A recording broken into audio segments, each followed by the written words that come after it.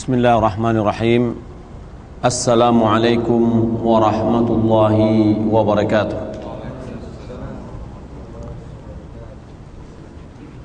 Innal hamdalillah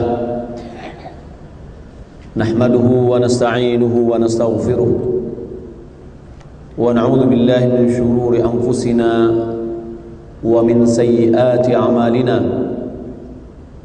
من يهده الله فلا مضل له ومن يضلل فلا هادي له واشهد ان لا اله الا الله وحده لا شريك له واشهد ان محمدا عبده ورسوله اللهم صل وسلم على نبينا محمد وعلى اله وصحبه اجمعين اما بعد. Kaum muslimin dan muslimat rahimani wa rahimakumullah. Alhamdulillah atas segala nikmat dan karunia yang Allah limpahkan kepada kita, kita bisa berkumpul di ruangan ini, di masjid ini, guna menambah ilmu pengetahuan agama kita yang bisa kita jalankan dan bisa memotivasi diri kita untuk memperbanyak ibadah-ibadah yang benar kepada Allah Subhanahu wa taala. Maka atas nikmat ini adalah selalu kita mensyukuri kepada Allah Subhanahu wa taala dengan banyak-banyak memujinya dengan mengucapkan alhamdulillah. Salawat beriring salam semoga dianugerahkan oleh Allah Subhanahu wa taala kepada Nabi kita Muhammad sallallahu alaihi wasallam. Allahumma shalli ala Muhammad wa ala ali Muhammad. Kaum muslimin dan muslimat yang dimuliakan oleh Allah Subhanahu wa taala, pagi ini kita akan mencoba membahas satu kajian, yakni dengan topik kiat-kiat meraih keberkahan. Kiat-kiat meraih keberkahan. Kaum muslimin dan muslimat yang dimuliakan oleh Allah Subhanahu wa taala, hendaklah kita mengenal apa arti berkah.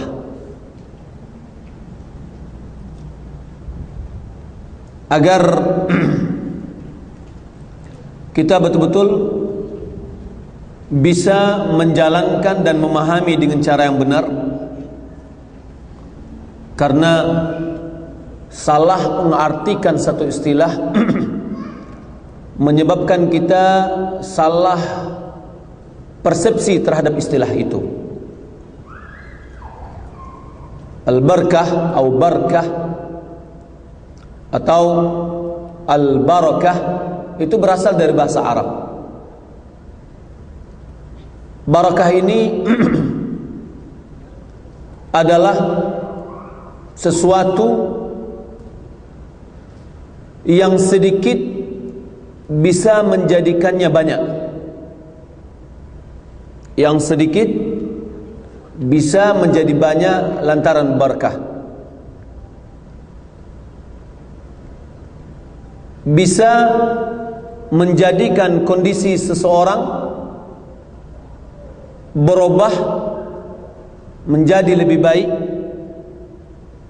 berubah kepada kenikmatan, berubah yang lebih afdal.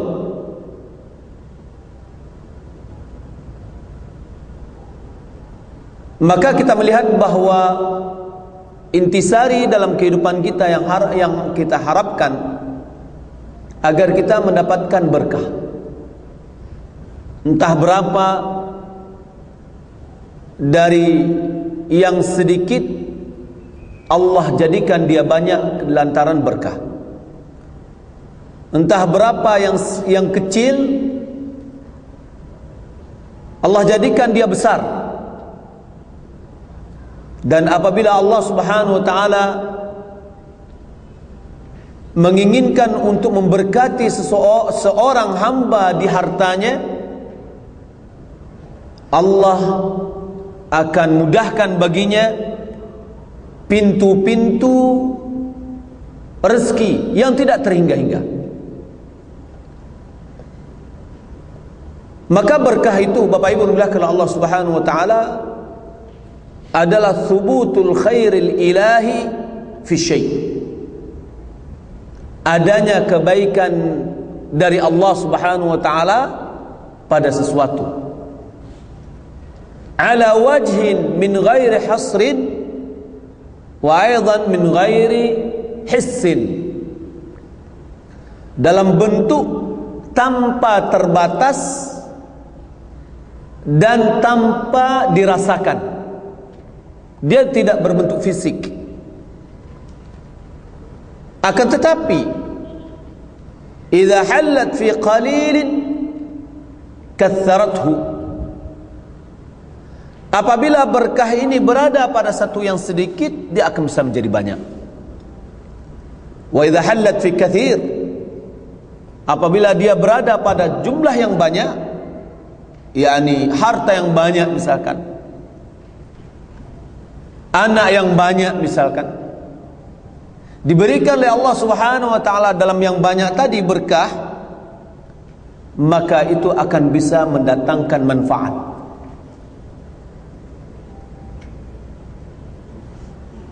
Buah yang paling baik dari berkah ini dari segala hal adalah dipergunakannya kenikmatan itu di dalam ketaatan kepada Allah Subhanahu wa taala. Seseorang yang Allah berikan nikmat, selama nikmat itu dipergunakannya di dalam ketaatan kepada Allah, maka berarti itu diberikan berkah.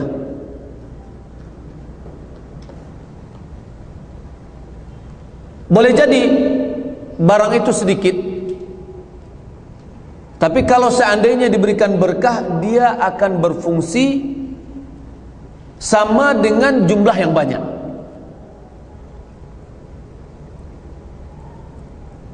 Maka berkah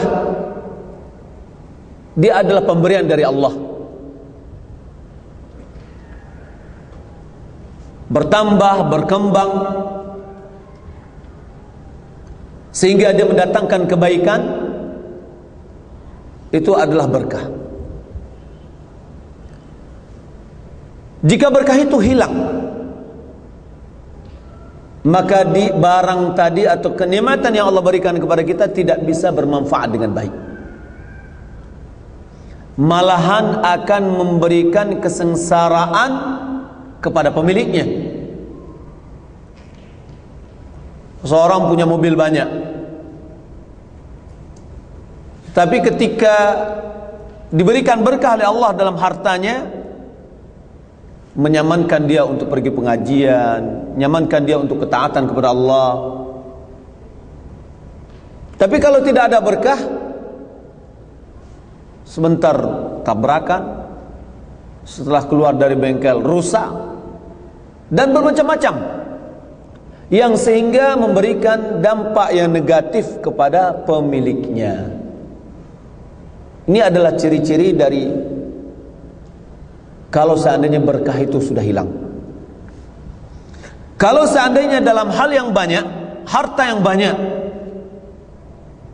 kalau tidak ada berkahnya, maka harta itu tidak bermanfaat.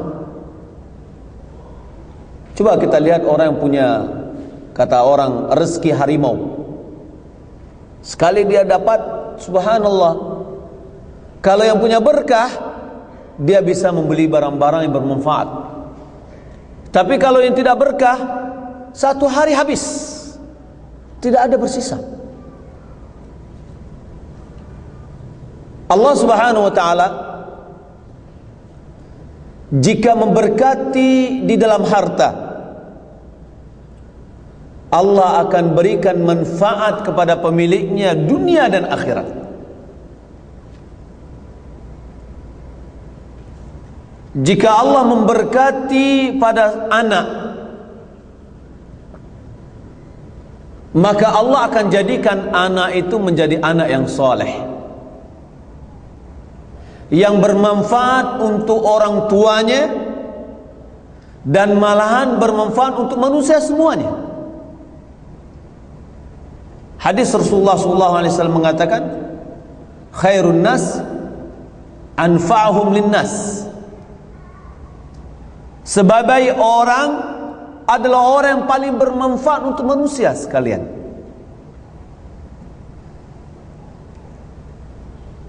Maka itu adalah di antara ciri-ciri dia diberikan oleh Allah Subhanahu wa taala berkah. Keberkahan di dalam anak, Bapak Ibu dimuliakan Allah Subhanahu wa taala, tidak hanya kita dapatkan di dunia saja. Yang santun, yang baik, yang soleh, yang orang lain menghormati kita gara-gara anak kita yang baik. Malah dalam hadis Rasulullah SAW, turfa'u lil mayyit darajatuhu ba'da mautihi fayaqulu ay rabb ayu syai'in hadha. Diangkatlah bagi semayit itu derajatnya setelah meninggalnya. Derajatnya diangkat. Maka si mayat tadi berkata, ya Rabb, ini dari mana ini? Kok bisa diangkat derajat? Apa kata Allah Subhanahu wa taala? Waladuka istaghfara lak. Anakmu meminta ampunkan untukmu. Ini keberkahan anak. Jika Allah telah memberikan berkah kepada anak, maka Allah jadikan dia menjadi anak yang soleh. Dalam hadis keluarga Imam Muslim, Rasulullah SAW mengatakan, "Idza mata ibnu Adam inqata 'amaluhu illa min salat." Di antaranya, aw waladin salihin yad'u lah. Anak yang soleh yang mendoakan orang tuanya yang sudah meninggal dunia. Mendoakan itu tidak akan bisa dicapai oleh seseorang kecuali dia adalah orang yang soleh. Maka anak yang soleh, kaum muslimin dan muslimat yang dimuliakan oleh Allah Subhanahu wa taala, akan memberikan manfaat kepada penduduk bumi, mengajaknya kepada kebaikan. Jika bapak ibu memiliki anak, semuanya adalah menjadi duat, menjadi da'i, maka itu bertanda Allah memberkati pada anak-anak kita. Sebagaimana Allah Subhanahu wa taala menceritakan, yang sebagaimana Allah Subhanahu wa taala telah memberkati pada nabinya, yakni Nabi Isa.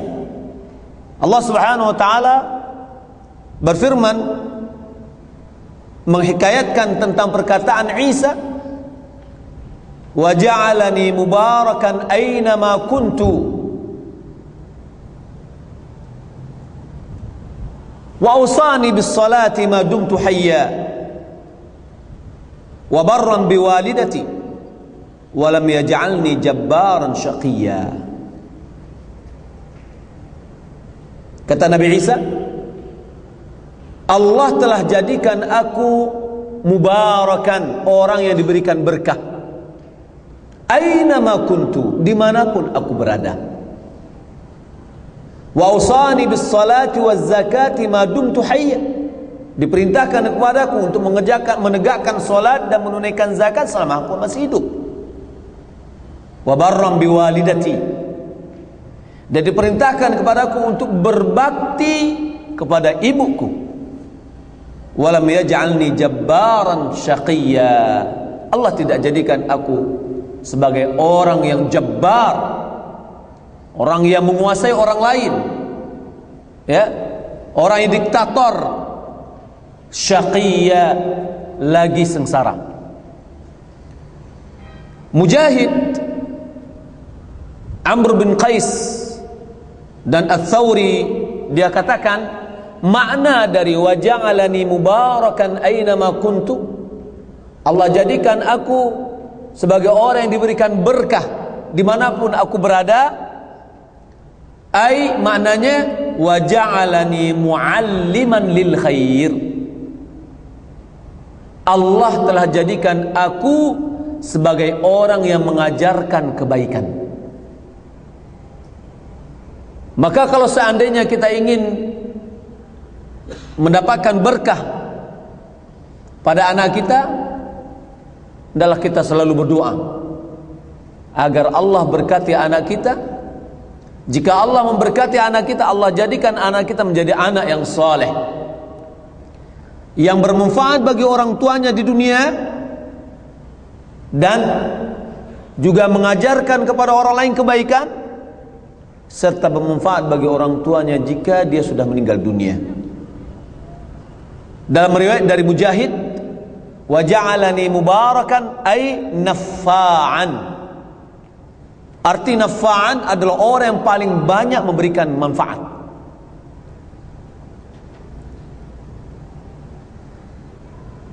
Fuqaha telah sepakat dalam firman Allah Subhanahu wa taala, wa ja'alani mubarakan aina ma kuntu wa qila ma barakatuhu. Apa berkahnya? Qala al-amru bil ma'ruf wa nahyi 'anil munkar aina makana. Mengajak kepada kebaikan, mencegah dari kemungkaran dimanapun juga dia berada. Hal ini bisa kita lihat di dalam tafsir Ibnu Katsir. Kaum muslimin dan muslimat yang mulia oleh Allah Subhanahu wa taala. Maka kalau kita lihat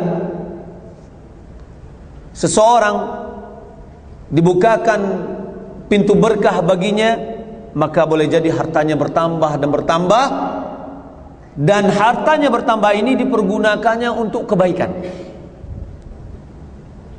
Bagaimana kalau seandainya seseorang yang Allah berikan dia harta yang banyak tapi dia tidak sholat, uangnya dipergunakannya untuk nonton di bioskop, ya, untuk acara-acara yang hura-hura. Sekali dia bikin usaha, dibukakan pintu-pintu rezeki oleh Allah Subhanahu wa taala. Apakah ini termasuk orang yang diberkati hartanya? Tidak. Dari mana kita melihat? Bukan banyaknya yang dia dapat, tetapi pemanfaatan harta itu. Kalau dia manfaatkan di dalam ketaatan kepada Allah, dia menyumbang untuk pembangunan masjid, untuk pembangunan sekolah, untuk berwakaf, dia belanjakan untuk yang hal-hal yang halal, hal-hal yang bermanfaat baginya, dia beli buku dan yang lainnya. Ini menunjukkan bahwa ini adalah orang yang diberkati dalam hartanya. Kalau dia pergunakan pada hal-hal yang maksiat, ini menunjukkan, ya, hartanya tidak berkah. Salah seorang dari senior yang ada yang pernah saya ketemu, dia mengatakan ketika kami dulu bekerja, kami tidak banyak minta dinaikkan gaji. Akan tetapi etos kerja yang kami lihatkan. Lalu apa yang kami dapatkan? Anak-anak kami semuanya berhasil. Dia lihat, inilah berkahnya harta. Walaupun gaji kami tidak sebanyak apa yang ada sekarang, katanya, akan tetapi anak-anak kami adalah baik-baik semua. Nah, di sini Allah Subhanahu wa taala memberikan berkah kepada harta kita. Ada orang yang pendapatannya sangat sedikit, tapi anaknya sehat semua. Dalam kehidupan dia rukun dengan keluarganya, ya. Tapi ada orang yang banyak uangnya, anaknya silih berganti masuk ke rumah sakit. Yang besar masuk udah keluar, yang adiknya yang masuk lagi, ya. Kemudian cekcok dalam rumah tangga. Nah, ini perlu, ya, ditinjau ulang. Jangan-jangan keberkahannya tidak ada. Kaum muslimin dan muslimat yang dimuliakan oleh Allah Subhanahu wa taala, keberkahan tidak hanya langsung dalam bentuk fisik yang kita lihat, akan tetapi entah berapa orang yang diberikan berkah oleh Allah Subhanahu wa taala, tapi keberkahannya itu dia dapatkan setelah dia meninggal dunia. Salah satu contoh kalau keberkahan ilmu yang saya lihat dan saya rasakan adalah Ustadz kita, Ustadz Armen rahimahullah ta'ala. Umurnya 32 tahun dia meninggal dunia. Tapi coba dilihat, sampai sekarang kaset-kasetnya, buku-bukunya dimanfaatkan oleh orang. Tidak ada rasanya, tidak ada satu radio sunnah yang ada di Indonesia ini kecuali memutarkan kaset-kasetnya. Ilmunya tetap berjalan. Ini Allah berikan berkah dalam ilmunya, Allah berikan berkah di dalam umurnya. Walaupun pendek, tapi umur yang pendek itu menghasilkan orang yang memiliki umur yang panjang. Begitu juga ulama-ulama dahulu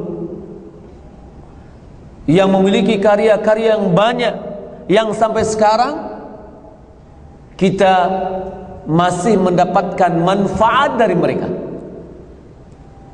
Ini adalah keberkahan, baik keberkahan umur atau keberkahan ilmu.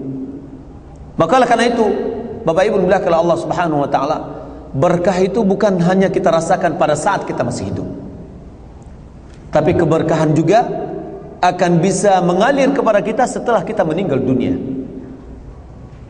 Kita lihat juga guru kita dahulu di Pekanbaru, ya, Ustaz Jufri Effendi Wahab, umurnya juga pendek.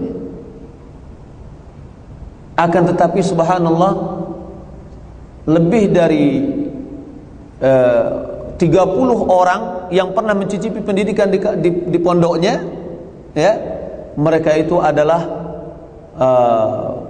kuliah di Madinah. Dan pada umumnya kami itu semuanya pernah mencicipi pendidikan di pondok tersebut. Ustaz-ustaz yang di Pekanbaru, ya, itu semuanya adalah dari pondok-pondok yang tadi. Dan ini kita lihat keberkahan.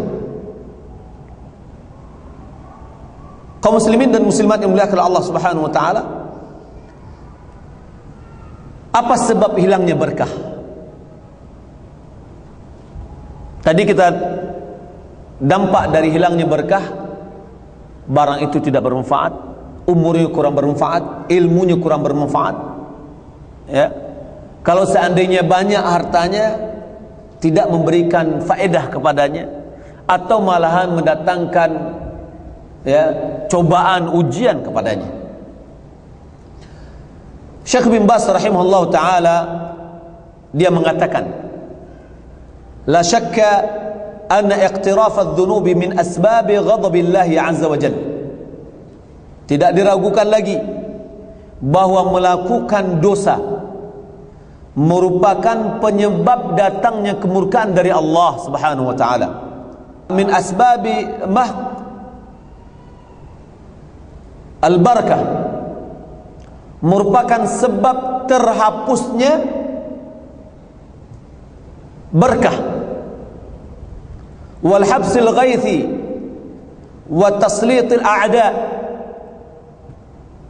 Dosa yang dilakukan adalah juga penyebab datangnya kemarau, tertahannya hujan, kemudian berkuasanya musuh-musuh. Sebagaimana firman Allah Subhanahu wa taala mengatakan, "Walaqad akhadna ala fir'auna bis-sinin wa naqsin minats thamarati la'allahum yadhakkarun." Sungguh kami telah timpakan kepada ali Fir'aun, Fir'aun dan penduduknya dan bala tentaranya, bis-sinin, kemarau yang bertahun-tahun, wa naqsim minats thamarat, dan kekurangan dari buah-buahan, la'allahum yadhakkarun, semoga mereka itu mengingat. Dalam surat Al-A'raf ayat 130 juga Allah Subhanahu wa taala mengatakan dalam surah Al-Ankabut ayat 40, fakullan akhadna bidzambih, masing-masing kaum dahulunya kami siksa mereka, kami siksa masing-masing mereka itu disebabkan oleh dosa mereka. Faminhum man arsalna 'alaihi hasiba. Di antara mereka ada yang kami timpakan kepadanya hujan dari batu kerikil. Wa minhum man akhadathu sayhah. Di antara mereka ada yang ditimpakan kepadanya suara yang sangat keras. Wa minhum man khasafna bihil ard. Di antara mereka ada yang orang itu kami rengkahkan baginya bumi sehingga dimasukkan ke dalamnya. Wa minhum man aghraqna. Di antara mereka ada yang kami tenggelamkan mereka di dalam air. Wa ma kana Allah liyadhlimahum walakin kanu anfusahum yadhlimun. Allah tidak pernah menzalimi mereka, akan tetapi mereka lah yang telah menzalimi diri mereka sendiri. Kaum muslimin dan muslimat yang dimuliakan Allah Subhanahu wa taala. Masih banyak lagi ayat-ayat yang menjelaskan yang senada dengan ini, yang menunjukkan bahwa dosa adalah penyebab datangnya murka dari Allah Subhanahu wa taala. Rasulullah sallallahu alaihi wasallam bersabda, "Innal 'abda la yuhramur rizqa bidzambi yusibuh." Seorang hamba, sesungguhnya hamba itu dihalangi dari rezeki disebabkan oleh dosa yang dikerjakannya.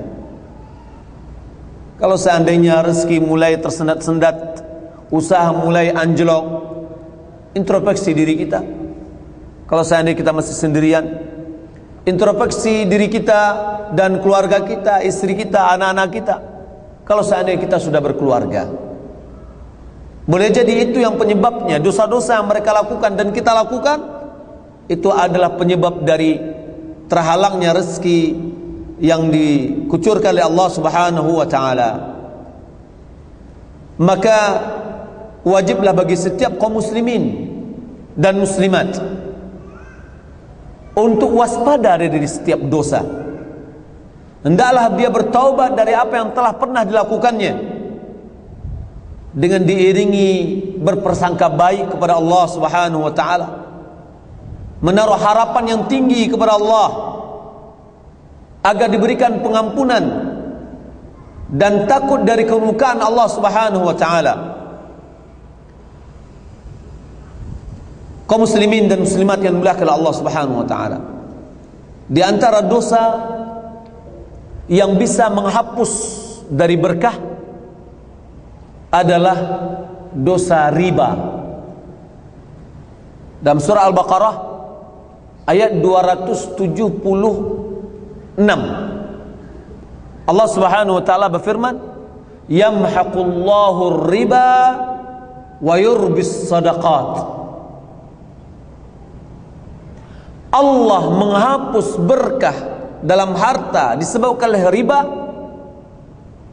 wa yurbis sadaqat, dan Allah menumbuhkan, menambahkan disebabkan oleh sedekah, yang insyaallah nanti akan kita sebutkan di dalam kiat-kiat mendatang meraih keberkahan. Di antara penyebab dosa atau dosa yang bisa menghilangkan berkah, berbohong atau tidak jujur dan menutup-nutupi di dalam bermuamalah. Kata Rasulullah sallallahu alaihi wasallam, wa in kadzaba wa katama muhiqat barakatu bai'ihima. Jika keduanya, pembeli dan penjual, berbohong atau menutup-nutupi, maka dihapuslah keberkahan dalam jual beli mereka berdua.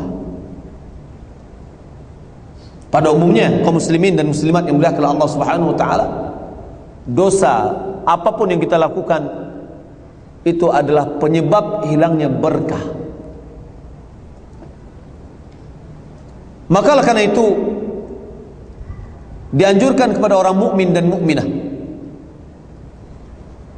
untuk bersegera bertobat, bersegera untuk banyak beramal soleh, kemudian melaksanakan tindakan sebab akibat, ini al-akhdhu bil asbab, yang telah dibolehkan oleh Allah Subhanahu wa taala.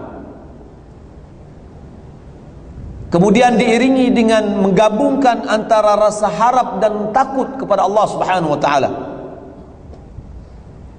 maka itu akan bisa menjadikan kita betul-betul bertawakal kepada Allah Subhanahu wa taala, betul-betul bertumpu dan menyerahkan diri kepada Allah Subhanahu wa taala untuk mendapatkan apa yang kita inginkan. Karena itulah bentuk dari orang yang bertakwa. Wa may yattaqillaha yaj'al lahu makhraja wa yarzuq min haitsu la yahtasib. Siapa yang bertakwa kepada Allah, maka Allah akan berikan kepadanya jalan keluar dan diberi rezeki dari tempat-tempat yang tidak pernah diduga-duga. Wa may yattaqillaha yaj'al lahu min amrihi yusra. Siapa yang bertakwa kepada Allah, maka Allah akan berikan baginya atau jadikan urusannya itu menjadi urusan yang mudah. Oleh karena itu, wajiblah bagi kita, wahai kaum muslimin dan muslimat, mari kita bertaubat dan segera bertaubat kepada Allah Subhanahu wa taala atas segala dosa-dosa kita. Dan mari kita istiqamah, konsisten di atas ketaatan kepada Allah yang diiringi dengan husnudzan, dengan prasangka yang baik kepada Allah Subhanahu wa taala, menjauhkan diri dari sebab-sebab datangnya kemurkaan Allah Subhanahu wa taala. Niscaya kita akan mendapatkan kebaikan dari Allah Subhanahu wa taala.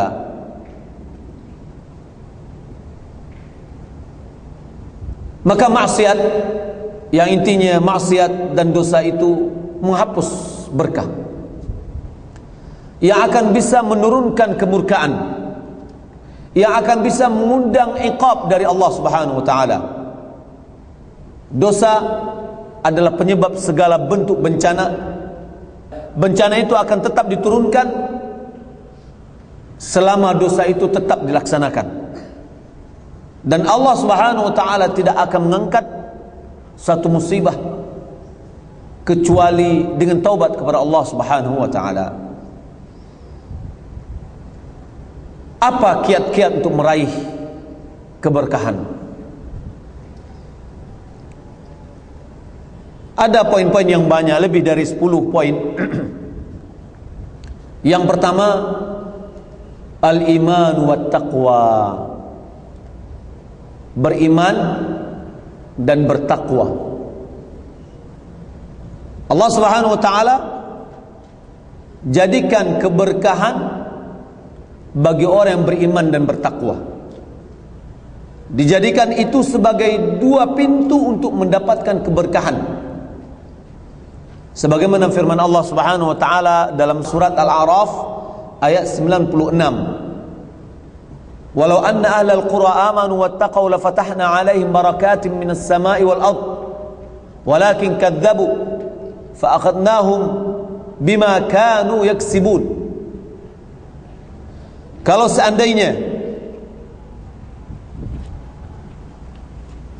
penduduk negeri itu beriman dan bertakwa, sungguh kami telah bukakan bagi mereka pintu-pintu berkah dari langit dan bumi. Akan tetapi mereka mendustai, maka kami timpakan kepada mereka sesuai dengan apa yang telah mereka laksanakan.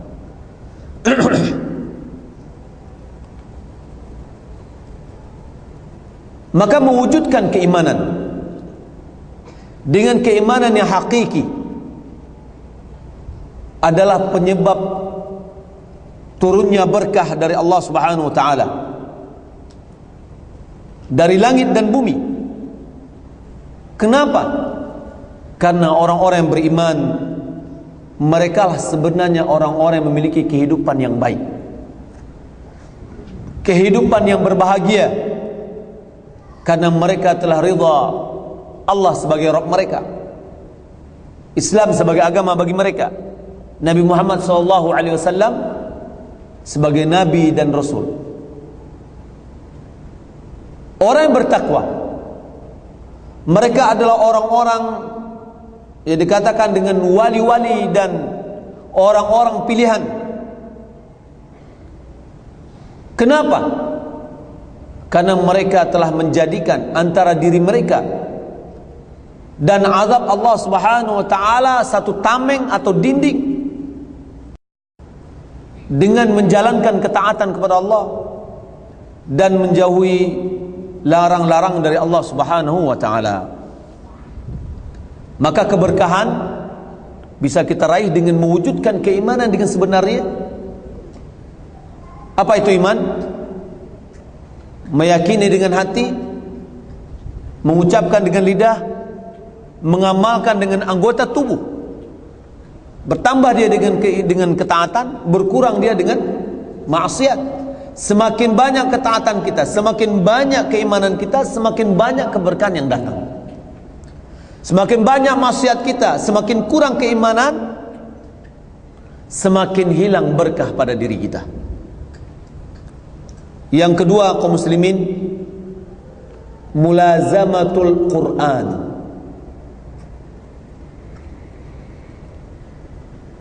Selalu bersama Al-Quran. Kemarin saya pergi kepada pesantren yang tahfiz Al-Quran. Dia katakan ada orang Indonesia ini yang betul-betul dia bisa menghafal Al-Quran sebaik-baiknya, sampai nomor-nomor ayat pun dia tahu. Lalu di antara nasihat dia katakan, ada orang yang mengatakan tiada hari tanpa Al-Quran. Ya, dia bilang ini ungkapan yang salah. Yang benarnya tiada waktu tanpa Al-Quran. Kalau seandainya tiada hari tanpa Al-Quran, kalau seandainya dia baca pagi udah cukup, malamnya nggak usah lagi. Kalau dia baca malam, paginya enggak lagi. Tapi kalau ungkapan tiada waktu tanpa Al-Quran, berarti setiap waktu dia membaca. Berarti Al-Quran selalu bersamanya. Dan Allah Subhanahu wa ta'ala telah memberikan sifat bahwa Al-Quran itu adalah penuh berkah. Wahada kitabun, dalam surah Al-An'am ayat 155, wahada kitabun anzalnahu mubarakun fattabi'uh wattaqu la'allakum turhamun. Ini adalah sebuah kitab yang kami turunkan, yang penuh berkah, maka ikutilah Al-Quran itu. Wattaqu, dan bertakwalah, semoga kalian itu menjadi orang yang disayangi. Allah Subhanahu wa ta'ala menyifati Al-Quran dengan berkah. Maka Al-Quran itu akan bisa kita jadikan berkah untuk kita jika kita amalkan Al-Quran itu, maka keberkahannya dunia dan akhirat. Maka oleh karena itu, beruntunglah para pelaku atau para pecinta Al-Quran dan yang selalu membaca Al-Quran. Dia akan mendapatkan keberkahan dari Al-Quran itu sendiri. Beruntunglah orang-orang yang selalu berpegang teguh dengan Al-Quran, karena Rasulullah SAW telah mengatakan, Inna Allah yarfa'uha bihadzal kitab aqwaman. Allah Subhanahu wa ta'ala akan mengangkat satu kaum dengan Al-Quran ini dan akan menjatuhkan kaum yang lain. Maka siapa yang ingin mendapatkan derajat yang tinggi, kelapangan dan yang lainnya, maka selalulah kita membaca Al-Quran. Karena Al-Quran adalah kitab yang penuh berkah. Maka orang yang menjalankannya, mentaati perintahnya, menjauhi larangannya, menjalankan hukum-hukumnya, kemudian dia mengajak orang lain kepada hukum-hukumnya itu, akan menjadikan dia mendapatkan berkah. Di dalam membaca, Rasulullah SAW bersabda dalam hadis keluarga Imam Tirmidzi, hadisnya adalah hadis yang sahih, man qara'a harfan min kitabillah falahu hasanah wal hasanatu bi 10 amsalha La aqulu alif lam mim harfun, walakin alifun harfun wa mim wa lamun harfun wa mimun harfun. Siapa yang membaca satu huruf dari Al-Quran, maka dia mendapatkan satu kebaikan. Satu kebaikan dilipat gandakan menjadi 10 kali lipat. Aku tidak mengatakan alif lam mim itu satu huruf, akan tapi alif satu huruf, lam satu huruf, mim satu huruf. Kita membaca alif lam mim, kita sudah mendapatkan 30 pahala. Bagaimana kalau seandainya kita membaca Al-Quran, khatam Al-Quran? Bagaimana kalau seandainya kita bisa menghafal Al-Quran, lalu kita ikuti, kita ulang-ulangi terus? Entah berapa pahala yang akan kita dapatkan. Dan itu adalah bagian dari berkah dari Al-Quran. Yang ketiga, amal soleh.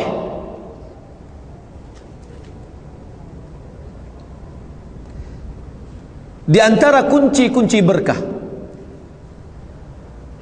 adalah mengamalkan amal soleh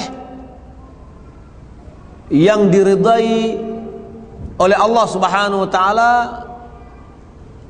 dan sesuai dengan sunnah Rasulullah sallallahu alaihi wasallam.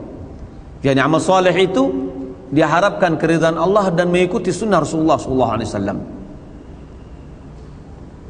Kenapa dia kunci berkah?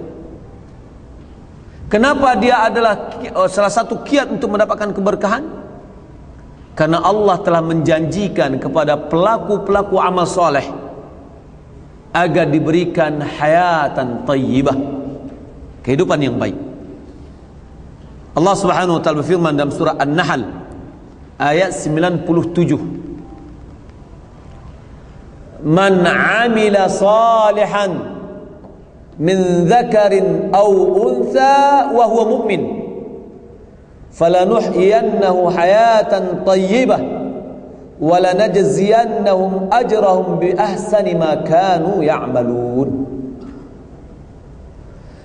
Siapa yang beramal soleh, siapa yang mengamalkan satu amalan yang soleh, baik dari laki-laki maupun perempuan, sementara dia adalah orang mukmin, maka sungguh kami akan hidupkan dia dalam kehidupan yang baik, dan sungguh kami akan balas mereka dengan balasan yang lebih baik dari apa yang telah mereka lakukan. Beramal soleh, keberkahannya akan kita rasakan di dunia dan kita rasakan juga di akhirat. Yang keempat, syukur nikmat. Mensyukuri nikmat merupakan kunci atau salah satu kiat untuk meraih keberkahan.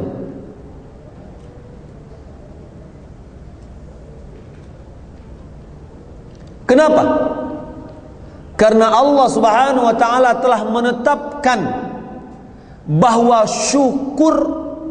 mensyukuri nikmat adalah salah satu jalan untuk menjaga nikmat Allah dan menambah nikmat itu. Subhanallah, kalau kita bawa ke bahasa sekarang ini, tidak hanya sebagai security, tapi lebih dari itu. Dia bisa menjaga harta, menjaga nikmat dari kehilangan, dan dia juga bisa menambah. Sebaliknya, wal kufran bin ni'mah, mengingkari nikmat, tariqu halakiha wa tariqul adzab syadid. Dia merupakan jalan kehancuran dari harta itu, dan dia adalah jalan untuk mendapatkan azab yang pedih. Dalam kisah satu hadis, kisah dari 3 orang yang dikeluarkan Imam Muslim. Apa kisahnya? Bahwa 3 orang ini ada yang kufur, ada yang syukur. 3 orang ini adalah yang pertama, abros, orang yang mendapatkan penyakit kusta. Kalau kusta berarti kulitnya jelek, orang melihatnya pun jijik, mau deketin nggak mau. Yang kedua adalah orang yang akra, yakni orang yang botak kepalanya, nggak tumbuh satupun dari rambutnya, orang pun kurang senang. Yang ketiga orang yang buta. Lalu Nabi SAW mengatakan, inna thalathatan fi bani Israel abrasu aqra wa a'ma. Di Bani Israel itu ada 3 orang. Yang pertama punya penyakit kusta, yang kedua adalah kepalanya botak, yang ketiga adalah buta. Fa'aradallahu an yabtaliyahum. Allah menginginkan untuk diuji mereka ini. Faba'atha ilaihim malakan fa'atal abras. Allah mengutus seorang malaikat. Lalu datanglah dia kepada orang yang penyakit kusta. Apa katanya? Ayu syai'in ahabbu ilaik? Apa sesuatu yang kamu cintai? Dia katakan, saya pengen warna yang baik, kulit yang indah. Lalu Allah hilangkan penyakit yang ada padanya. Setelah itu ditanya, harta yang mana yang paling kamu sukai? Dia jawab, aku yang paling sukai adalah onta. Lalu diberikanlah kepadanya onta yang hamil. Datang lagi dia kepada Aqra. Dia katakan, apa yang kamu sukai? Saya suka rambut yang indah, agar orang tidak jijik melihatku. Lalu Allah sembuhkan dia, tumbuh rambutnya. Lalu ditanya, apa harta yang kamu sukai? Dia jawab adalah sapi. Diberikan kepadanya sapi yang hamil tua. Lalu datanglah kepada A'ma. Si A'ma ini ditanya lagi, apa yang kamu sukai? Dia katakan, saya pengen Allah menyembuhkan mata saya sehingga saya bisa melihat. Apa harta yang kamu sukai? Kambing. Lalu diberikanlah kambing yang subur. Setelah terjadi perkembangan kehidupan mereka, ya, yang abras sudah penuh satu lembah dari untanya, yang akra sudah begitu juga dengan sapinya, yang satu lagi dengan kambingnya. Datanglah malaikat untuk kedua kali. Datang dalam bentuk orang yang miskin. Lalu dia katakan kepada orang yang kusta, aku adalah orang yang miskin. Persiapan bekal saya sudah habis dalam perjalanan. Tidak ada yang bisa menyambung perjalananku ini pada hari ini kecuali Allah, kemudian engkau. Maka aku meminta kepada atas nama Zat yang telah memberimu warna yang indah, kulit yang indah, harta yang banyak, kasih saya seekor onta. Dengan demikian aku akan bisa pergi berjalan menuju ke kampungku dalam perjalanan ini. Apa katanya? Al-huquq katsira. Tanggungan banyak. Ya. Ketika seperti orang minta kepada, tanggung kita banyak, SPP anak belum bayar, ini listrik, air, telepon, pulsa, banyak tanggungan. Ya. Lalu dikatakan, faqala lahu, malaikat tadi mengatakan, ka'anni a'rifuk, seakan-akan aku mengetahuimu.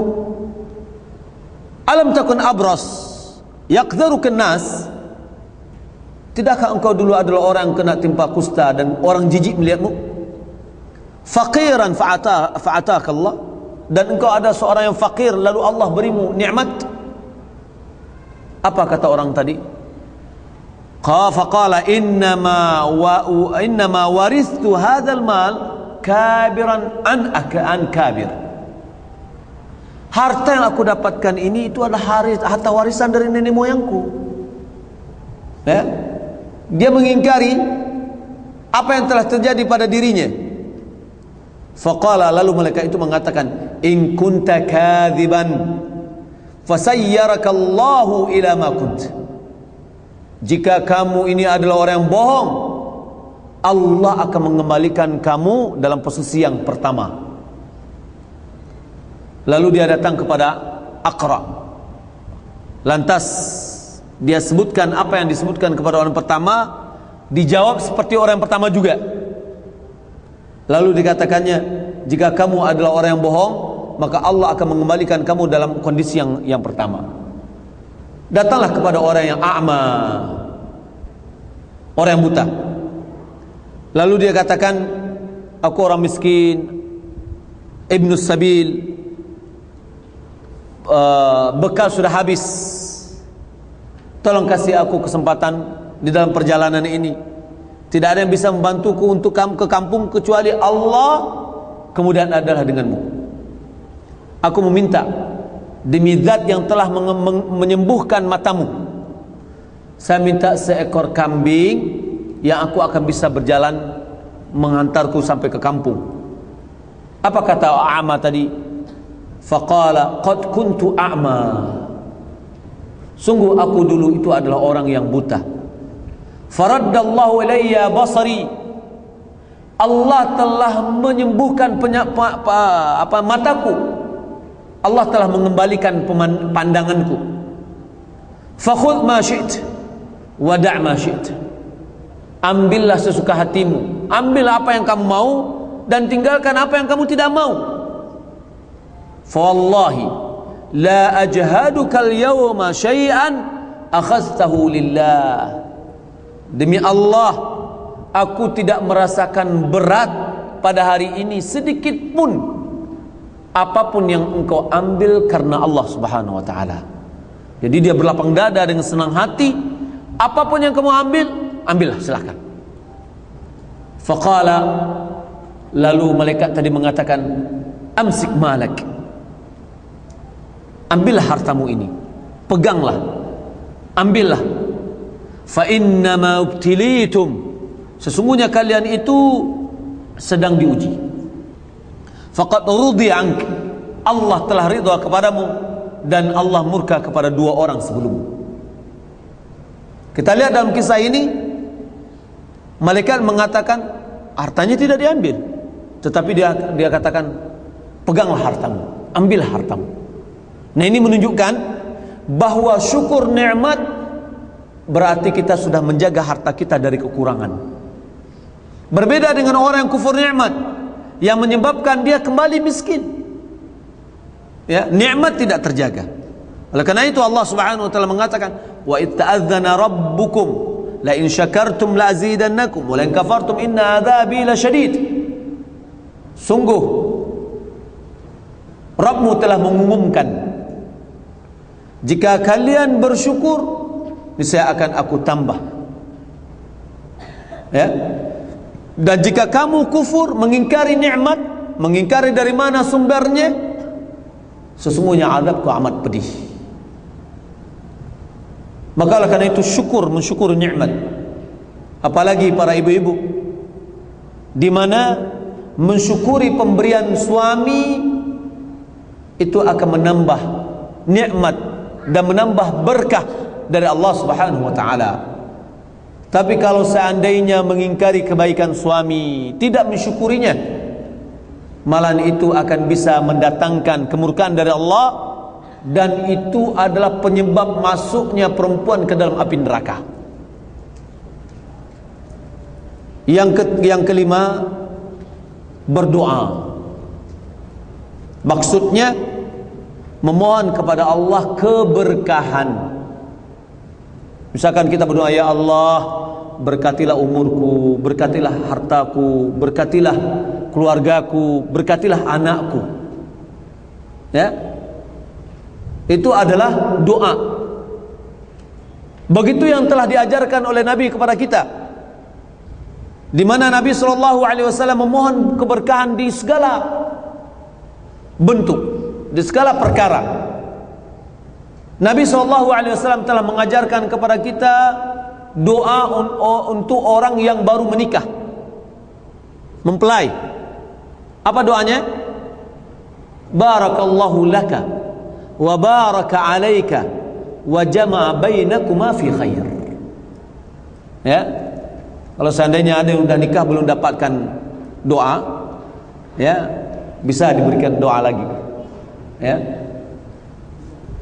Diberikan berkah, dimohonkan agar Allah memberikan berkah kepada orang tadi dan istrinya dan dalam keluarganya. Semoga Allah Subhanahu wa taala menggabungkan kalian dalam kebaikan.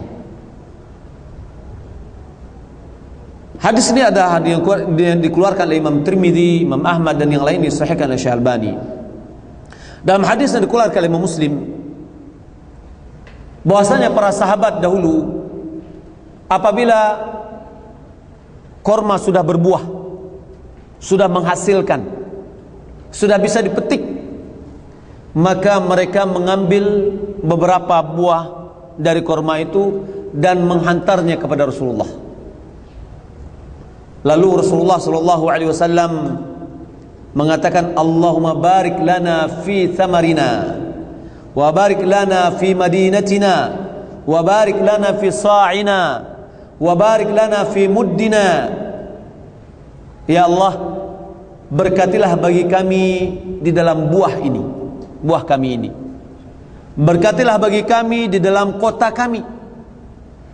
Berkatilah bagi kami di dalam sa', timbangan kami, yakni ukuran atau takaran. Berkatilah bagi kami di dalam mud kami. Begitu Nabi SAW mendoakan agar diberikan berkah. Maka kita berbanyak berdoa, ya, ya Allah, berkatilah kepada anakku, berkatilah bagiku atau untukku di dalam anakku, jadikanlah mereka anak-anak yang soleh semuanya. Ya Allah, berkatilah bagiku, bagi yang laki-laki misalkan, berkatilah bagiku dalam istriku agar dia menjadi anak yang soleh, jadi istri yang soleh yang akan melahirkan anak yang soleh. Yang keenam,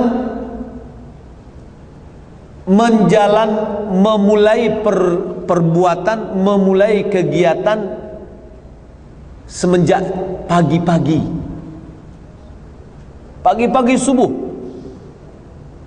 ya, di mana pagi-pagi subuh itu adalah waktu yang penuh berkah.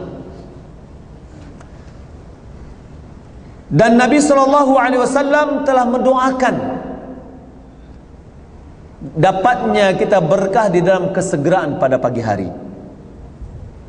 Di dalam hadis dari Sakhr bin Da'amah bin Wada'ah Al-Ghamidi, bahwasanya Rasulullah SAW bersabda, Allahumma barik li ummati fi bukuriha. Ya Allah, berkatilah bagi umatku di dalam kesegeraannya pada pagi-pagi hari. Secara aplikasinya, wa kana idza ba'atsa sariyatan aw jayshan ba'athahum fi awwal nahar. Nabi kalau seandainya mengutus tentara, maka beliau pagi-pagi subuh dia sudah utus, sudah berangkat. Wa kana Sakhr, sahabat yang meriwayatkan hadis ini, tajiran, seorang tajir, seorang pedagang. Wa kana yab'atsu tijaratahu awwal nahar. Beliau mengirim perdagangannya ini pada pagi-pagi subuh. Fa athra wa kathura malu. Lalu dia menjadi kaya dan hartanya menjadi banyak. Hadis ini dikeluarkan oleh Tirmidzi dan disahihkan oleh Syekh Albani rahimahullah taala. Jadi pagi-pagi kaum muslimin dan muslimat yang dimuliakan Allah Subhanahu wa taala, adalah kita sudah bangun pagi. Sebelum subuh kita sudah siapkan. Subhanallah, kalau sebelum subuh sudah mandi, sudah siapkan semua, salat subuh berjamaah.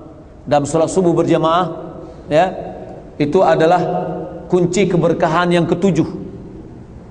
Ya, salat subuh.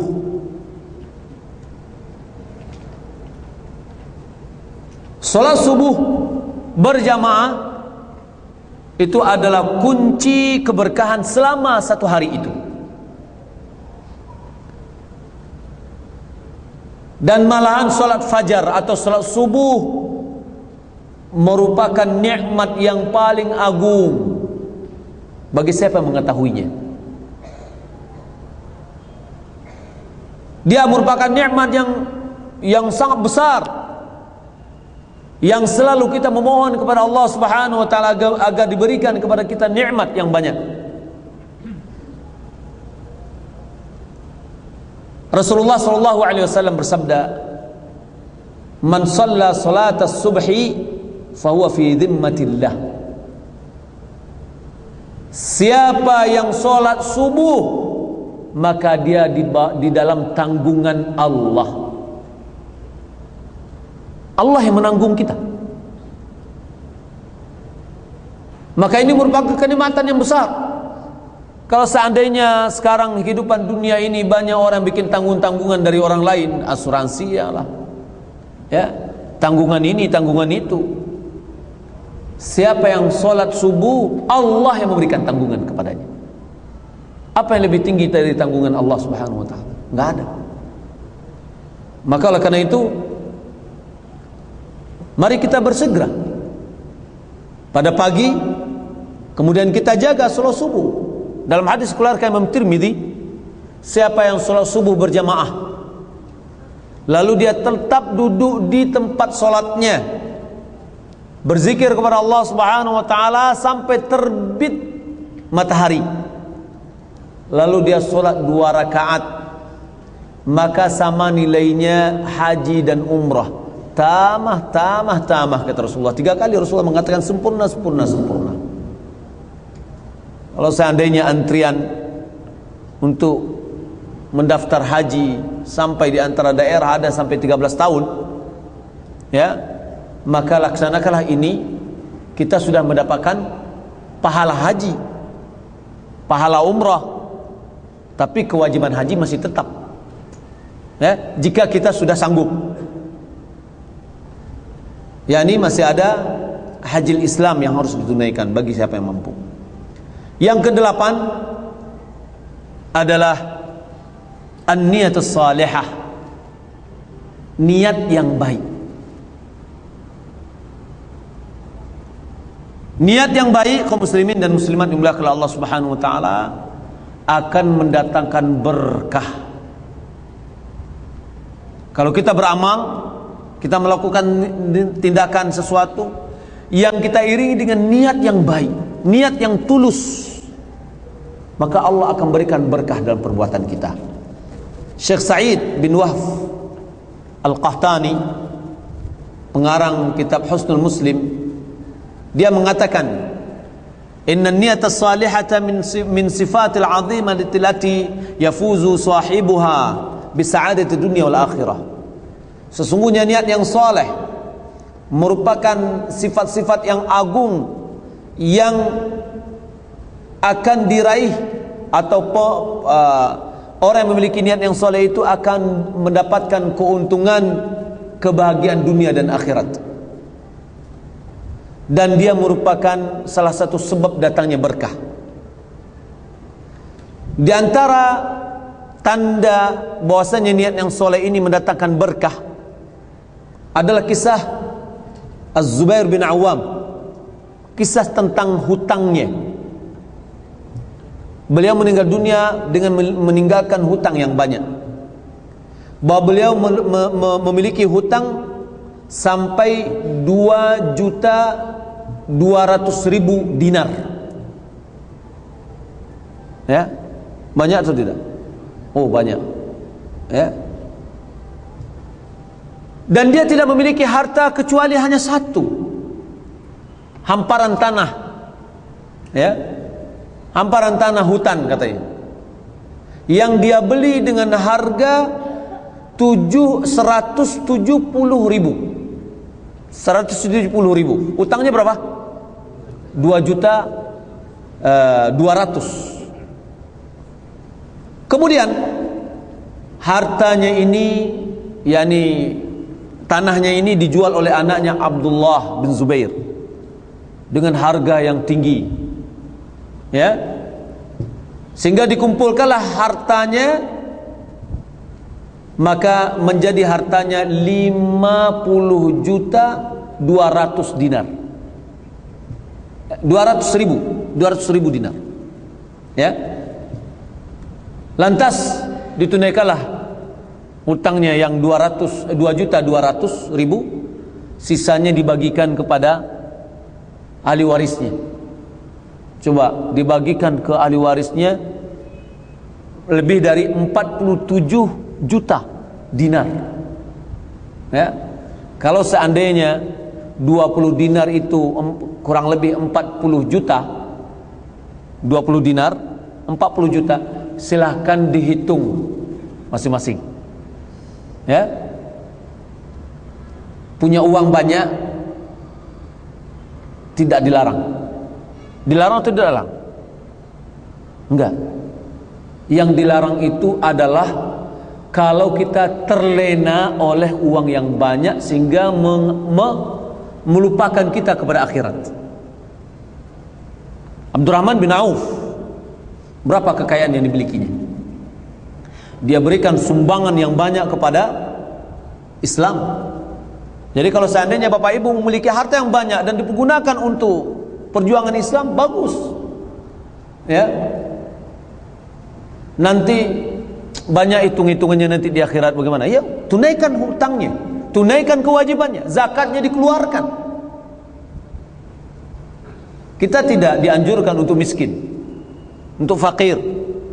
Malah kita diajarkan untuk berdoa, Allahumma inni a'udzubika minal kufri wal faqr. Ya, ya Allah, aku berlindung kepadamu dari kekufuran dan kefakiran. Nah, maka oleh karena itu jangan dijadikan dunia tujuan kita, tidak. Yang kita jadikan adalah akhirat tujuan kita. Apa yang kita miliki kita berikan untuk akhirat. Ya. Yang kesembilan, tulus, jujur dan amanah di dalam bermuamalah. Tulus, jujur dan amanah di dalam bermuamalah merupakan salah satu penyebab datangnya berkah. Dari hadis yang kita sebutkan, hadis yang tadi yang kita sebutkan, penghapus berkah, awalnya adalah hadis Hakim bin Hizam, al-bay'ani bil khiyari ma lam yatafarraqa. Dua orang yang berjual beli, dia memiliki hak melanjutkan atau tidak melanjutkan jual beli. Au qala hatta yatafarraqa, selama mereka itu belum berpisah. Wa in sadaqa wa bayyana burika lahuma fi bai'ihima. Apabila keduanya jujur dan memberikan penjelasan, maka diberkati dalam jual beli mereka berdua. Hadis dikeluarkan Bukhari Muslim. Bagaimana contohnya? Jujur itu seperti apa contohnya? Ya, kita punya HP. HP ini mau kita jual, tapi ada sesuatu dalam HP ini, baterainya soak dan yang lain-lain. Lalu kita bilang, ini HP saya jual 500, tapi baterainya soak, speakernya nggak bagus, ya, keyboardnya, keypadnya ngadek. Berapa mau? Ini saya jual, mau jual 500. Oh enggak, ini saya mau beli 100 saja, kata orang. Setuju nggak kita? Kalau kita setuju, setelah kita jelaskan dan kita jujur dalam jualnya, ya, Allah akan berkati bagi kita dalam uang 100. Tapi kalau kita tutupi, beli casing yang baru, ya, kemudian kita bilang, nih saya menjual 500. Bagaimana nih HP-nya? Ya silakan lihat sendiri. Ya, jadi nggak dijelaskan, nggak dianukan, ya. Tapi kita suruh aja dia. Orang kan nggak tahu apa yang harus diperiksanya. Dia mungkin dilihat secara kasar aja. Ya, lalu ditawar-tawar dari 500, tahunya tawar jadi 400 misalkan. Ya. Nah, kalau ada yang kita tutupi, 400 ini tidak ada berkahnya. Yang 100 ada berkahnya. Boleh jadi habis kita luar, dicopet orang. Habis sudah. Ya. Taib. Begitu juga kaum muslimin dan muslimat yang dimuliakan oleh Allah Subhanahu wa taala adalah di dalam kita bekerja. Juga muamalah. Kalau seandainya kita pegawai, hendaklah kita menjadi pegawai yang tulus, yang jujur, yang amanah. Karena kita dengan pekerjaan itu kita akan mendapatkan gaji. Kalau kita jujur, tulus, loyal, Allah akan berikan berkah kepada gaji kita, walaupun jumlahnya sedikit dibandingkan dengan orang yang memiliki gaji yang banyak. Kemudian yang ke-10, silaturrahim wa birrul walidain.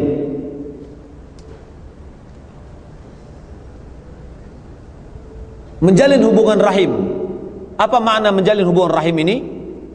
Orang-orang yang memiliki karib kerabat, tali darah dengan kita, itu yang namanya silaturahim. Silah hubungan, rahim, rahim yang ada dalam perut wanita, ya, yakni menjalin orang yang ada kaitannya dengan kita, itu yang harus dijalin. Orang yang memutuskan hubungan dengan orang-orang yang memiliki hubungan rahim dengannya, karib kerabat, itulah yang dikatakan oleh Rasulullah SAW, la yadkhulul jannata qati', tidak akan masuk surga orang yang memutuskan hubungan. Maksudnya adalah dengan karib kerabatnya. Ada di antara orang dengan orang lain dia baik, tetapi dengan karib kerabatnya dia tidak baik. Inilah orang yang memutus hubungan silaturahim. Karena salah persepsi di antara sebagian kaum muslimin bahwa silaturahim itu atau silaturahmi adalah dengan tetangga, ya, walaupun dia bermusuhan dengan pamannya atau keponakannya dan yang lainnya. Rasulullah SAW bersabda, "Man ahabba minkum ayyubsata lahu fi rizqihi wa ayyunsa'a lahu fi atharihi wa yuzada lahu fi umri falyasir rahimah."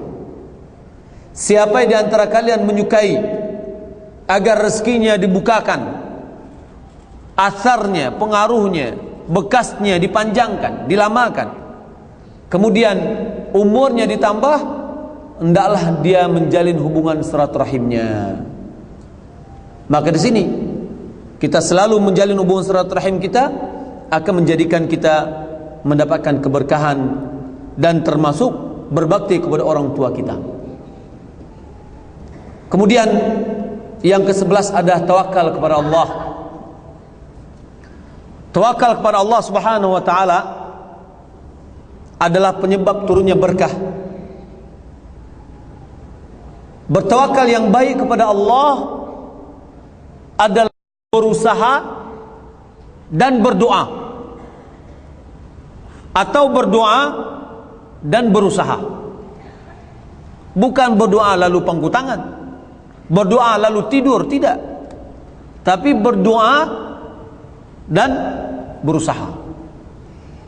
Rasulullah SAW bersabda dalam hadis riwayat Tirmidzi, "Law annakum tatawakkaluna 'ala Allah haqqa tawakkuli, la razaqakum kama yarzuqu at-tayra yaghdu khimasan wa taruhu bitana." Jika kalian betul-betul bertawakal kepada Allah Subhanahu wa taala, maka Allah sungguh akan memberimu rezeki sebagaimana Allah memberikan rezeki kepada burung yang paginya perutnya kosong, pulang dengan perut yang kenyang. Kita lihat di kampung misalkan, kalau di kota sulit kita melihatnya, ayam pagi-pagi kita pulang salat subuh, kemudian sudah agak mulai siang, dia sudah mulai keluar dengan membawa anaknya 10 atau berapa, ya, dia sudah mulai mengais, mencari cacing, mencari makanan. Dia tidak pernah mengeluhkan, kenapa bapakmu telah meninggalkanmu, ya, tidak. Dia tawakal kepada Allah Subhanahu wa taala. Dia cari rezeki, ya. Ketika dia dapatkan cacing, dia lebih dahulukan anaknya, bukan ibunya yang dimakan, yang memakan cacing. Pergi kemana-mana, setelah itu sore dia pulang lagi, sudah kenyang, ya. Ini bentuk ketawakalan, ya, pada burung yang betul-betul bertawakal atau kepada binatang. Manusia yang diberikan oleh Allah akal, diberikan ketentuan-ketentuan, jangan seperti ayam. Kenapa? Ayam tidak tahu mana beras halal, mana beras yang haram. Ketika kita menjemur padi, beras, ayam tadi datang dia makan, ya. Nah, kalau manusia hendaklah dia harus tahu mana yang halal, mana yang haram. Dia berdoa kepada Allah, kemudian dia berusaha, dia hendaklah dia cari mana yang halal, dan dia jauhi mana yang haram. Allah Subhanahu wa taala berfirman, "Wa may yatawakkal 'ala Allah" "Wa may yatawakkal 'ala Allah fahuwa hasbuh." Siapa yang bertawakal kepada Allah, maka Allah akan mencukupinya. Mencukupi keperluannya, menjaganya, memberinya. Dalam surat Talaq ayat 3. Yang ke-12, ini memang agak sulit. Yang ke-12 ini adalah berinfak di jalan Allah. Berinfak, bersedekah adalah salah satu cara untuk mendatangkan berkah. Karena ini datang dari Allah, berkah itu datang dari Allah. Maka syaitan berusaha orang tidak memberikan infak atau sedekah. Malah syaitan menakuti, jangan kamu berinfak, nanti kamu jatuh miskin. Ya. Asy-syaitanu ya'idukumul faqra wa ya'murukum bil fahsya. Syaitan menghantu-hantuin janji-janjikanmu, yakni menyebut-nyebutkan nanti kamu jadi fakir, jadi fakir. Sementara Allah Subhanahu wa taala, wallahu ya'idukum maghfiratan wa fadla. Allah menjanjikan kepada pengampunan dan keutamaan. Dalam surat As-Saba ayat 39, "Wa ma anfaqtum min syai'in fahuwa yukhlifuh." Apapun yang kamu infakkan, Allah yang menggantinya. Ya, Allah yang menggantinya.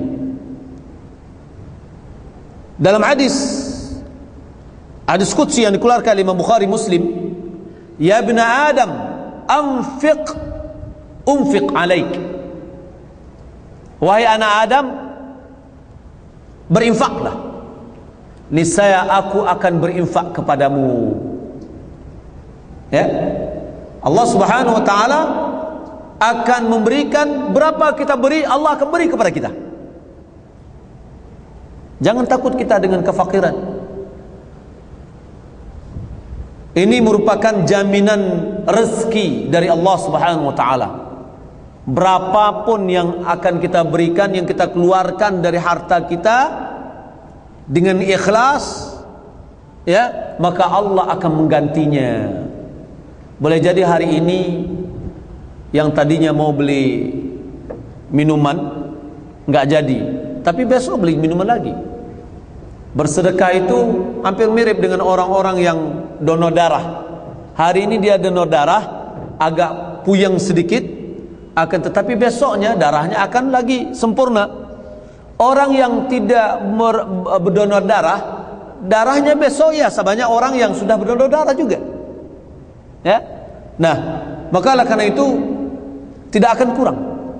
Rasulullah SAW bersabda, "Ma naqasat sadaqatun min malin." Sedekah tidak akan pernah mengurangi harta. Dia akan kembali. Malah Rasulullah SAW bersabda dalam hadis riwayat Bukhari Muslim, "Ma min yaumin yusbihul ibadu fihi illa malakani yanzilan." Tidak ada satu hari pun hamba bangun pagi kecuali dua malaikat turun. Yang pertama, fayaqulu ahaduhuma, "Allahumma a'ti munfiqan khalafan." Ya Allah, berikan kepada orang yang berinfak pengganti. Wa qala al-akhar, berkata yang lain, "Allahumma a'ti mumsikan talafan." Ya Allah, berikanlah bagi orang yang menahan dirinya, yang menahan hartanya, yang tidak berinfak, talafan, kebinasaan terhadap hartanya. Hadis keluarkan Bukhari Muslim. Kita mau yang mana? Mau diberikan ganti atau diberikan kehancuran? Kalau kita mau diberikan ganti, berinfak setiap hari. Seberapa mampu kita? Lebih baik kita berinfak satu hari 1000. Pagi-pagi itu sudah mulai kita berinfak. agar doa malaikat ini ya menyertai kita. Berapa? 5.000. Kalau 5.000 kali 30 hari 150.000. Itu jauh lebih besar, lebih baik ketimbang dari sekali Ramadan bayar 10 juta. Ya. Nah, jauh lebih baik. Oh, bagaimana ada hadis, ada ayat mathul ladzina yunfiquna amwalahum fi sabilillah, perumpamaan orang yang memberikan infak di jalan Allah seperti orang yang menanamkan satu biji, dia kemudian tumbuh 7 tangkai, kemudian setiap tangkai itu adalah 100 biji, menjadikan 700 biji. Mana yang lebih bagus, berinfak 5.000 atau 10 juta? 10 juta, tapi setiap hari akan dapatnya lebih banyak lagi. Mendapatkan rezeki yang halal, ya, mencari rezeki yang halal, ini merupakan berkah. Akan memberikan berkah dalam rezeki, akan memberikan berkah dalam anak, di dalam keluarga, di dalam kesehatan. Ya, ini adalah harta yang halal. Allah Subhanahu wa taala berfirman, "Ya ayyuhalladzina amanu kulu min thayyibati ma razaqnakum washkurulillahi in kuntum iyyahu ta'budun." Hai orang yang beriman, makalah dengan hal-hal yang baik dari apa yang kami rezekikan kepadamu, dan bersyukurlah kepada Allah jika kalian kepada Allah beribadah. Yang ke-14 dan ini adalah terakhir, insyaallah taala, memperbanyak istighfar.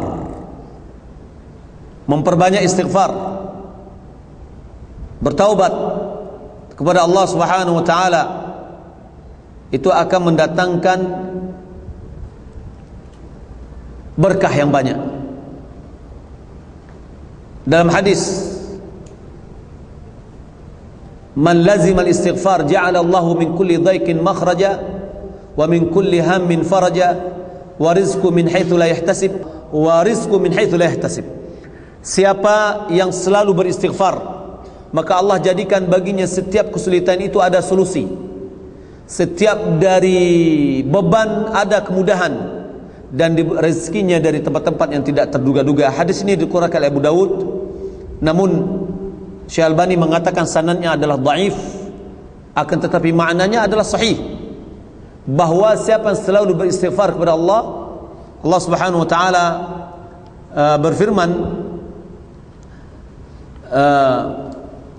faqultu astaghfiru rabbakum innahu kana ghaffara. Nabi Nuh mengatakan kepada kaumnya, beristighfarlah kalian kepada Rabbmu, ya, sesungguhnya dia adalah Maha Pengampun. Yursilis sama alaikum midrara, niscaya Allah akan menurunkan hujan kepada kalian. Wa yumdidkum bi amwalin wa banin, dan Allah akan anugerahkan kepada kalian harta dan anak. Siapa yang belum punya anak, perbanyaklah beristighfar. Ya, niscaya Allah Subhanahu wa taala akan memberikannya keturunan. Dan siapa yang belum mendapatkan rezeki, perbanyak istighfar. Istighfar ini adalah taubat. Istighfar yang mengucapkan astaghfirullah, astaghfirullah, ya. Hasan Basri dia mengatakan, at-taubah itu nadamun bil qalbi wa istighfarun bil lisani wa tarkun bil jawarih wa idmar alla ya'ud. Hasan Basri dia mengatakan, penyesalan dengan hati, beristighfar dengan lidah, meninggalkan maksiat dengan anggota tubuh, dan bertekad untuk tidak mengulangi kembali. Itu namanya taubah. Maka ini merupakan salah satu di antara pembuka atau kiat-kiat mendapatkan berkah. Jika Allah Subhanahu wa taala memberikan berkah kepada kita, maka Allah akan bukakan pintu-pintu kebaikan kepada kita semua. Demikian, mudah-mudahan bermanfaat. Sallallahu alaihi Muhammad wa ala alihi wa sahbihi ajma'in. Kita sambung beberapa pertanyaan. Saya tinggal di kontrakan yang kecil. Di dalam kamar tidur saya ada kitab-kitab Al-Quran dan kitab-kitab hadis. Sementara di kamar ini juga saya melakukan semua aktivitas keluarga, termasuk hubungan suami istri. Bagaimana hukumnya? Enggak apa-apa. Ya, enggak apa-apa. Al-Quran taruh di atas, lebih dimuliakan. Bagaimana keadaan solat kami? Sebagian besar bacaannya kurang hafal arti dan makna. Di dalam kita bacaan dalam solat, kita tidak dituntut untuk mengetahui maknanya. Akan tetapi agar solat kita menjadi khusyuk, hendaklah kita mengetahui maknanya. Artinya keabsahan solat kita tidak bergantung kepada tahu artinya atau maknanya. Namun hendaklah hafalan kita lancar atau baik, khususnya di dalam bacaan Al-Quran. Bolehkah wanita haid memegang Al-Quran? Syekh Albani mengatakan tidak. Akan tetapi cukup dengan kalau mau memegangnya dengan alas kain. Wallahu a'lam. Apa perbedaan sedekah dengan infak? Sama aja, sedekah, infak, ya, itu ada pemberian tanpa pamrih, hibah juga. Namun terkadang di dalam nas-nas baik Al-Quran maupun hadis, ungkapan sedekah ada yang bermakna zakat. Innamas sadaqatu lil fuqara'i wal masakin, dan seterusnya. Sedekah maksud di sini adalah zakat. Wallahu ta'ala alam. Pak Ustaz, tadi dijelaskan siapa yang sholat subuh dan berzikir sampai terbit fajar, lalu sholat 2 rakaat sama dengan sholat. Pertanyaan saya, sholat 2 rakaat itu sholat duha atau bukan? Bukan terbit fajar, Bu. Siapa yang sholat subuh berjamaah, lalu dia berzikir sampai terbit matahari. Setelah itu, setelah syuruk, baru dia melaksanakan sholat 2 rakaat. Sholat apakah itu? Syekh Albani mengatakan itu sudah bisa mengganti sholat duha. Ya, kalau seandainya ada kita ikuti pengajian dari sholat subuh, pengajian ditunggu sedikit sampai matahari terbit, 5 menit atau 10 menit setelah terbitnya matahari, kita sholat 2 rakaat dan itu sudah sholat duha. Ya, wallahu alam. Bagaimana kita bisa mengetahui terbit matahari? Biasanya di dalam kalender itu ada namanya syuruk. Ya, maka itulah waktu terbitnya matahari bersis. Dan saat terbitnya matahari itu kita tidak boleh sholat, maka diundur dulu sedikit, kurang lebih 5 menit atau 10 menit. Bolehkah kita membayar pajak dengan uang riba? Pajak itu kewajiban atau tidak? Kewajiban. Kalau kewajiban jangan dibayar dengan riba, karena berarti kita memanfaatkan untuk kepentingan kita. Ketika menghadiri kajian timbul fitnah, disangka cari pacar, bagaimana Ustadz solusinya? Orang itu diajak kajian tidak mau, ya dikembalikan niatnya. Ya, pertama, masing-masing kita hendaklah meluruskan niat kita. Ada orang yang datang mungkin bermacam-macam sih, ya. Akan tapi Rasulullah SAW sudah mengingatkan, innamal a'malu binniyat wa innama likulli imrin ma nawa. Faman kana hijratu ila Allah wa rasulih fa hijratu ila Allah wa rasulih, wa man kana hijratu lidunya yusibuha aw imra'atin yankihuha fa hijratu ila ma hajara ilaihi. Itu contoh, ya. Jadi contohnya, siapa yang hijrahnya untuk wanita, ya hijrahnya itu apa yang diniatkannya.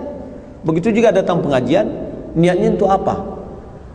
Ada sesuatu, ya, maka hendaklah kita semuanya berusaha untuk mengikhlaskan niat kita. Ya, adapun orang mengatakan, dikatakan, dituduh begini dan begitu, kalau seandainya tidak sesuai realitanya, ya, kita memang ingin ilmu tapi dituduh untuk mencari pacar misalnya, ya, itu adalah salah. Dan tidak usah kita menyebabkan dari isu-isu itu kita berhenti datang pengajian. Jangan-jangan memang untuk itu. Nah, maka oleh karena itu semua kita hendaklah kita memperbaiki niat. Suami saya dalam bisnis meminjam kredit card saya untuk keperluan bisnisnya, meminjam uang pada bank. Bagaimana hukumnya? Masalah meminjam uang. Kalau seandainya kita meminjam itu, kemudian ketika mengembalikan melebihi dari apa yang dipinjam, maka itu termasuk riba. Ya, dari manapun juga, apakah dari bank konvensional atau bank syariat atau dari individu, kalau seandainya dipinjam itu melebihi, mengembalikan melebihi apa yang dipinjam, itu termasuk riba. Lalu kalau seandainya yang dipinjam dibayar sebanyak yang dipinjam, ada nggak ribanya? Nggak ada.